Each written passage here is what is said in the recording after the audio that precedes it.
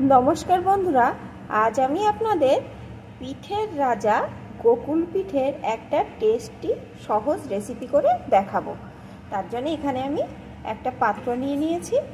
एखन आमी एकटा बैटार तैरी करे नेब। तार जन्य एर भितरे दिये देब किछुटा परिमाण चालेर गुঁড়ো। आपनारा जे जेरकम परिमाण पिठेटा तैरी करबेन सेई बुझे एई जिनिसगुलो व्यवहार करबेन। एखाने आमी मीडियम साइजेर एक चामचेर एक चामच चालेर गुঁড়ো दिए दिलाम एक ही परिमाण मयदा, हाफ चामच सुजी, एकटू लवण। एखन एर भितरे एकटू एकटू करे उष्ण गरम दूध देब और एकटा सुंदर बैटार तैरी करे नेब।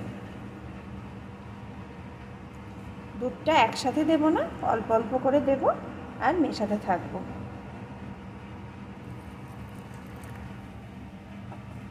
आमी एखाने दूध दिए तैरी करछि। आपनारा जोदि चान तबे जल दिएও बानाते पारेन, तबे दूध दिए बानाले टेस्टटा भालो हय। एकटू एकटू करे दूध दिए आमी बैटारटा तैरी करे निয়েছি। देखुन बंधुरा घनत्वटा किन्तु एरकम एসেছে। खूब যে গাঢ় হবে তাও না, আবার খুব হালকা হবে তাও না। এখন এটাকে আমি কিছুক্ষণের জন্য রেস্টে রেখে দেব। এখন আমি একটা পুর তৈরি করে নেব। তার জন্য এখানে আমি কড়াইতে হাফ লিটার মতন দুধ বসিয়ে দিয়েছি। প্রথমে আমি দুধটাকে ভালো করে একটু জাল করে নেব। দুধটা এইভাবে নাড়িয়ে নাড়িয়ে বেশ কিছুক্ষণ আমি জাল করে ঘন করে নিয়েছি। এখন আমি এই দুধের ভিতরে দিয়ে দেব কিছুটা পরিমাণ ছানা।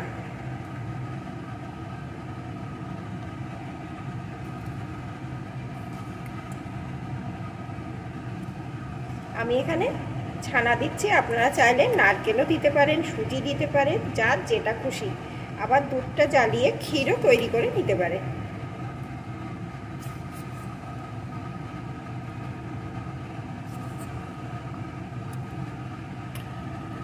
আবারও কিছুক্ষণ এইভাবে নাড়িয়ে নাড়িয়ে রান্না করে নেব।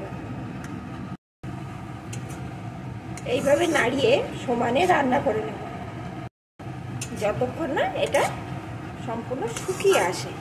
আর এর মধ্যে মিষ্টির জন্য আমি এখন দিয়ে দেব পরিমাণ মতো খেজুর গুড়। এতে কালারটাও ভালো আসবে আর স্বাদটাও ভালো আসবে।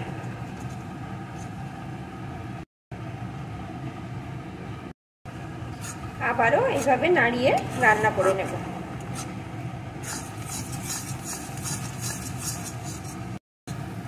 এটা নাড়তে নাড়তে অনেকখানি জল শুকিয়ে গেছে। দেখুন বন্ধুরা কেমন টাইটও হয়ে আসছে। আর যেহেতু গুড় দিয়েছি তাই তাড়াতাড়ি কিন্তু এটা টাইট হয়ে যাবে। এখন এটাকে আমি নামিয়ে একটু ঠান্ডা করে নেব।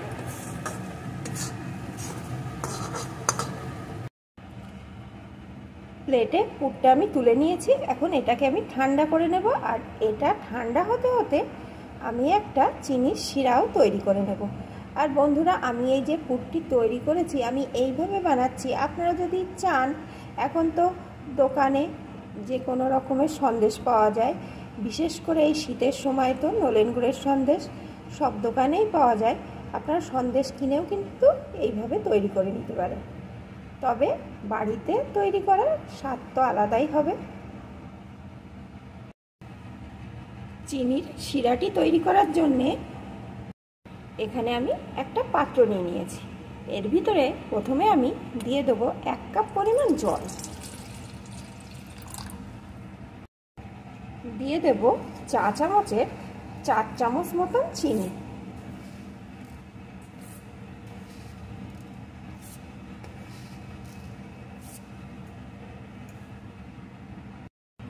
দিয়ে দেব 1 চামচ মতন খেজুর গুড়। এতে কালার বা গন্ধটা খুব সুন্দর হবে। আর আমি এই খেজুর গুড় দেওয়ার জন্য এর ভিতরে কোনো রকম এলাচ বা এলাচের গুঁড়ো ব্যবহার করলাম না, কারণ খেজুর গুড়ের একটা নিজস্ব গন্ধ আছে, সেটাতেই পিঠের গন্ধটা ভালো আসবে। এখন আমি বেশ কিছুক্ষণ এটাকে ফুটিয়ে নেব। ভালো করে এটাকে ফুটিয়ে নিয়েছি। এখন আমি বন্ধ করে দেব। কারণ এটা বেশি ফোটানোর দরকার নেই, চিনি আর গুড়টা জলের সাথে ভালো রকম মিশে গেলেই হবে। পুরটা ঠান্ডা হওয়ার পর আমি হাতের সাহায্যে এরকম ছোট ছোট গোল গোল আকারে তৈরি করে নিচ্ছি। তাহলে বন্ধুরা আমি সবকটি তৈরি করে আবার ফিরে আসছি। সবগুলো এখানে আমার তৈরি করে নেওয়া হয়ে গেছে। এদিকে একটা কড়াই গরম করে তাতে কিন্তু পরিমাণ মতো আমি সাদা তেল দিয়ে দিয়েছি। এখন তেলটা ভালো রকম গরম হয়ে গেছে। এখন গ্যাসের জোরটাকে আমি একদম লোতে করে দেব। এদিকে যে ব্যাটারটি তৈরি করে রেখেছিলাম সেটাকে এখন আমি আরেকটু এইভাবে ফেটিয়ে নেব। ভালো করে বেশ কিছুক্ষণ ফেটিয়ে নিয়েছি। এখন আমি চামচটা এইভাবে একটু ব্যাটার তুলে নেব, আর এদিকে যে পুরটা বল বল করে তৈরি করে রেখেছিলাম তার থেকে একটা বল তুলে নেব। এখন চামচের উপরে বলটাকে দিয়ে দেব, দিয়ে একটু একটু করে ব্যাটার এর উপর দিয়ে দেব। আপনারা চাইলে হাতের সাহায্যেও করে নিতে পারেন, তবে হাতের সাহায্যে করলে যদি ভেঙে যায় তাই আমি চামচের সাহায্যে করছি। তাহলে হাতেও মাখবে না আর এটা তৈরি করাও সহজ হবে। উপরটা ভালো করে কভার করে দিয়েছি। এখন এইভাবে আমি চামচের উপরে এটা তুলে নেব। দেখুন চারপাশটা কত সুন্দরভাবে ব্যাটারটা মেখে গেছে। এখন যে তেলটা গরম করে রেখেছিলাম তার ভিতরে বলটাকে এইভাবে দিয়ে দেব। আবারও আমি আরেকটা নিয়ে নিলাম, আবারও এইভাবে দিয়ে দিলাম। উপরটা এইভাবে মাখিয়ে দেব। এখন আবারও এইভাবে তুলে নেব।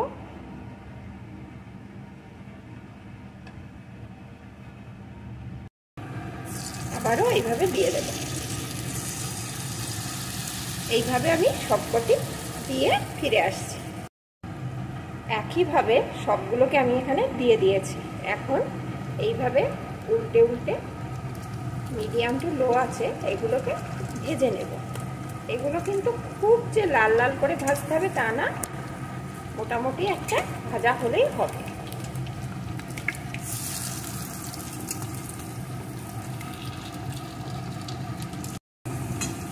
এগুলো আমার ভাজা হয়ে গেছে। এখন এগুলোকে আমি তুলে নেব।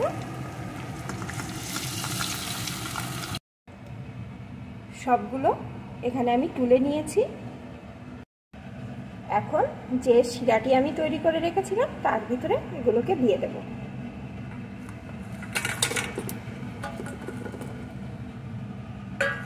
এখন আরেকটু ইন্ডাকশনটা অন করে দিলাম, একটু ফুটিয়ে নেব। 2-3 মিনিট মতন আমি ভালো করে ফুটিয়ে নিয়েছি। এখন আমি ইন্ডাকশনটা অফ করে দিলাম আর একটা ঢাকনা দিয়ে ঢেকে দেব। এইভাবে 30 মিনিট মতন রেখে দেব। 30 মিনিট পর আমি ফিরে এলাম বন্ধুরা। এখন আমি ঢাকনাটা খুলে নিচ্ছি। এখনও কিন্তু এটা গরম আছে। দেখুন কত সুন্দর হয়েছে, আর এগুলো কিন্তু একদম তুলোর মতন নরম হয়ে গেছে। এখনও এটা গরম আছে, একটু ঠান্ডা হলে এগুলো কিন্তু আরও সুন্দর হয়ে যাবে। এখন আমি এগুলোকে একটা পাত্রে তুলে নেব। তাহলে বন্ধুরা আমার এই রেসিপিটি আপনাদের কেমন লাগলো প্লিজ কমেন্ট করে জানাবেন। আর যদি আপনাদের একটুও ভালো লেগে থাকে অবশ্যই লাইক শেয়ার করে দেবেন। আর নতুন বন্ধুরা যদি আমার সাথেই থাকতে চান ফুল সাপোর্ট করে আমার সাথেই থেকে যাবেন।